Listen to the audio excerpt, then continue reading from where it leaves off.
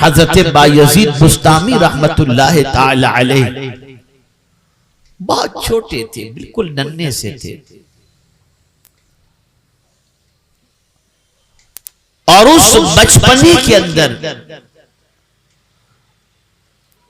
मां ने एक मदरसे के अंदर अपने बच्चे को दाखिला दिलवा दिया और हजरत बायजीद बुस्तामी रहमतुल्लाह ताला अलैह मदरसे में पढ़ने के लिए तशरीफ ले गए। आजकल तो कुरान जो पढ़ाया जाता है बस पढ़ा दिया गया, पूरी जिंदगी पढ़कर बिस्मिल्लाह शरीफ का तर्जमा भी आज तक नहीं समझ सके। और उस जमाने में जब कुरान पढ़ाया जाता तो बच्चे कुरान पढ़ते ही नहीं थे, कुरान समझते भी थे। बायजीद बुस्तामी अलैहिर्रहमा मामूल के मुताबिक मदरसे में गए, छोटे से थे, और उस्ताद पढ़ा रहे थे, बायजीद बुस्तामी अलैहिर्रहमा कुरान शरीफ पढ़ रहे थे। पढ़ते पढ़ते इस आये करीमा पर बायजीद बुस्तामी अलैहिर्रहमा पहुंचे, अनिश्कुर ली वली वालिदै, मेरा शुक्र अदा करो और अपने माँ बाप का शुक्र अदा करो। बस इतना पढ़ना था।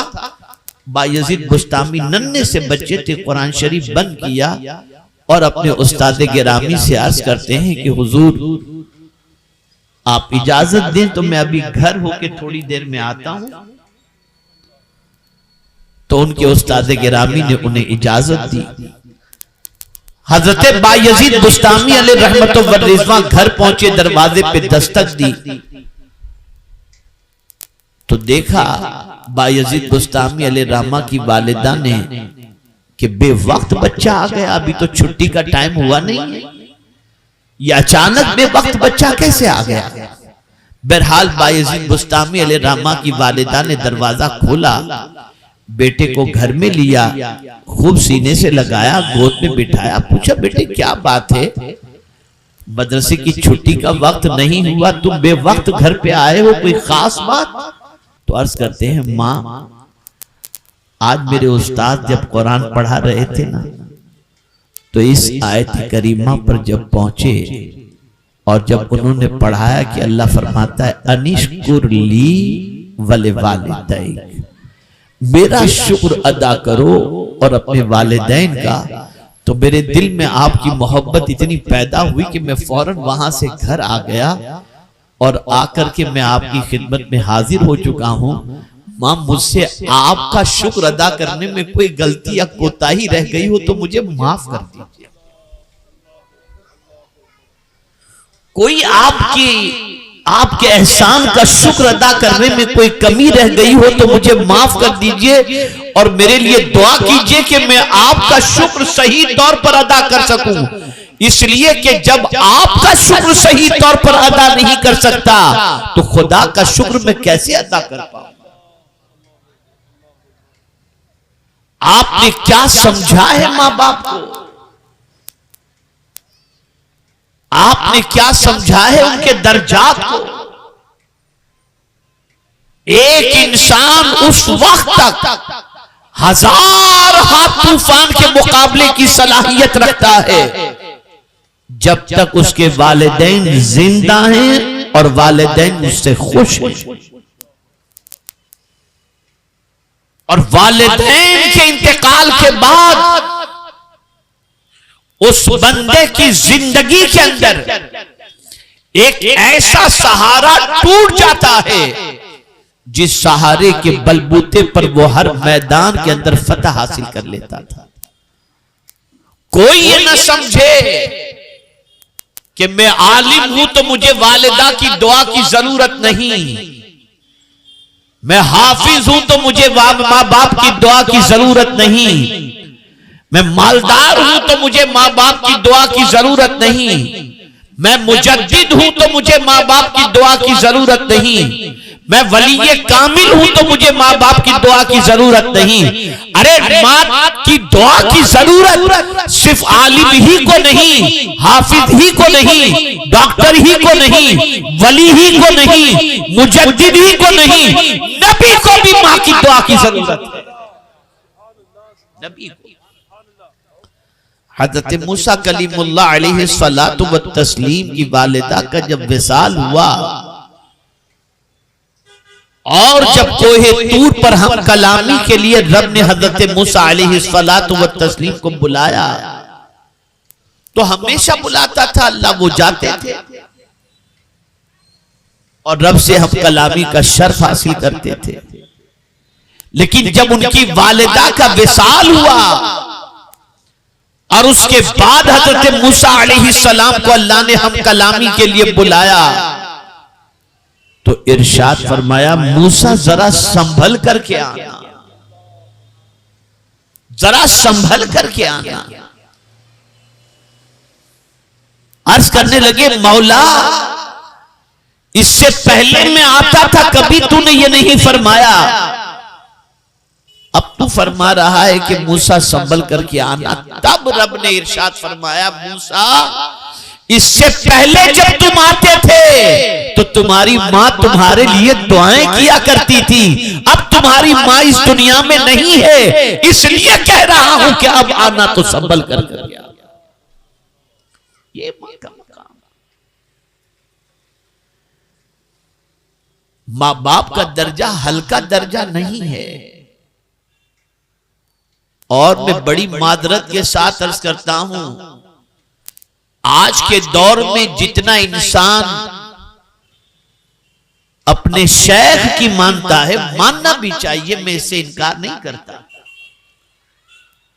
अगर जितना एहतराम वो अपने शेख का करता है करे, इससे भी इनकार नहीं, लेकिन उतना ही अगर अपने माँ बाप का करने लगे तो बहुत ऊंचा दर्जा वो पा सकता है। मुझे याद है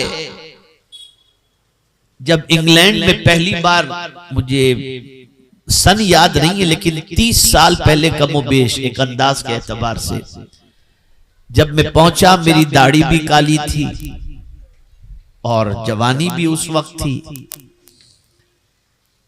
तो वहां एक सिस्टम था बुजुर्गों के एहतराम का। तो जब हम अपनी कयामगाह से जब बाहर निकलने लगे तो मुझसे उम्र में 20 साल बड़े, 15 साल बड़े वो जूते मेरे लेकर के सामने खड़े हो गए और रख दिया। तो उनको तो मैं कुछ ज्यादा क्या कहता, लेकिन मुझसे कम उम्र के और मेरी उम्र के लोग भी जब इस तरह से करने लगे तो मैंने उनसे सिर्फ इतना कहा, बेटा ये क्यों कर रहे हो आप? तो उन्होंने कहा हजरत आपकी दुआएं लेने के लिए, आप दीन के दाई हैं, इसलिए हम कर रहे हैं। मैंने कहा बेटा मैं ये तो नहीं कह सकता कि मेरी सारी दुआएं अल्लाह कबूल फरमाता है, लेकिन इतना मैं जरूर कहूंगा कि हुजूर ने फरमाया कि बाप की दुआ औलाद के हक में वो मकाम रखती है जो नबी की दुआ उम्मती के हक में मकाम रखती है। बेटा कभी अपने बाप के घर के निकलते वक्त तुम अपने बाप के लिए भी इस तरह से जूते रखे हो? अगर तुम इस तरह से करो तो वो जो तुम्हारे बाप के दिल से तुम्हारे लिए दुआ निकलेगी, तुम्हारी दुनिया भी संवर जाएगी और आखिरत भी संवर जाएगी। खिदमत करो माँ बाप की, दुआएं लो माँ बाप की।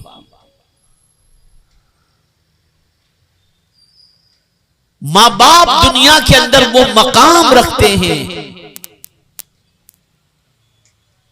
कि अगर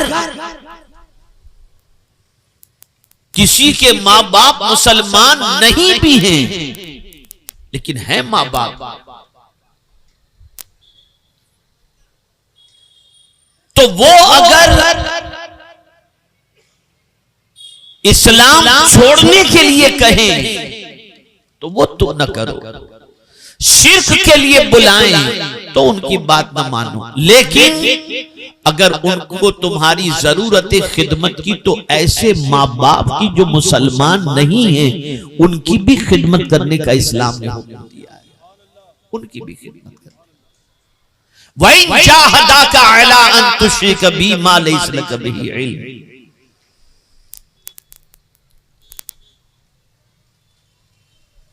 माँ बाप का मकाम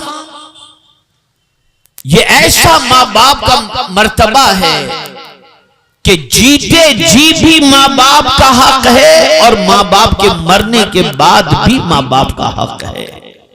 कोई ये ना समझे कि माँ बाप मर गए, इंतकाल कर गए तो अब उनके साथ अच्छा सलूक क्या और उनका हक क्या, ना। माँ बाप के मरने के बाद भी माँ बाप का हक है। और कभी कभी तो ऐसा होता है कि किसी शख्स के ऊपर बहुत बड़ी मुसीबत आ जाती है, बहुत बड़ी मुसीबत जो टलने का नाम नहीं लेती, लेकिन अगर उसने इखलास के साथ, प्योरिटी के साथ अपने माँ बाप की खिदमत की है तो वो खिदमत और वो नेकी उसे मुसीबत में काम आती है और मुसीबत से निकाल देती है। बुखारी शरीफ की हदीस है,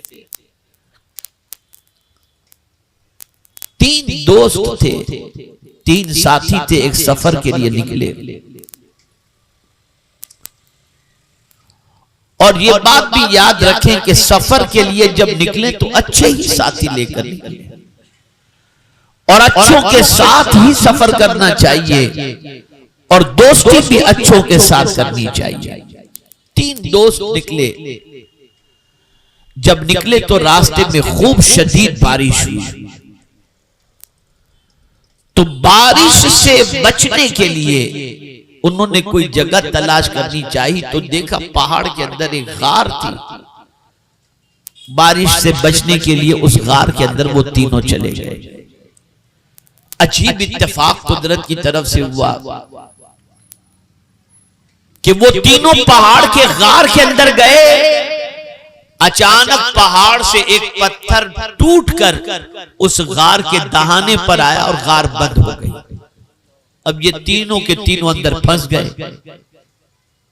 इतनी ताकत न थी कि पहाड़ के उस बड़े पत्थर को उधर से निकाल सकें। अब हवा बंद, रोशनी बंद, ऐसा लग रहा था कि तीनों जिंदा जमीन के जिंदा दरगोर हो चुके हों और अब शायद वहां पर इन तीनों की कब्र ही बने। तीनों ने आपस में सोचा कि इस मुसीबत से निकलने का क्या रास्ता है, क्या किया जाए। ये बुखारी शरीफ की हदीस है। तो तीनों ने ये तय किया कि अगर हम में से किसी ने कोई काम सिर्फ अल्लाह को राजी करने के लिए किया हो तो जरा उसके वसीले से हम तीनों बारी बारी दुआ करते हैं अल्लाह की बारगाह में। अब सुनिए, पहले ने जो दुआ की वो सुनिए। पहला शख्स जिसने अल्लाह की बारगाह में इस मुसीबत से निकलने के लिए दुआ की तो उसने किस चीज को बतौर वसीला पेश किया? वो नौजवान हाथ उठाकर दुआ करता है, अल्लाह तो अच्छी तरह जानता है कि मैं अपने माँ बाप से कितनी मोहब्बत करता था।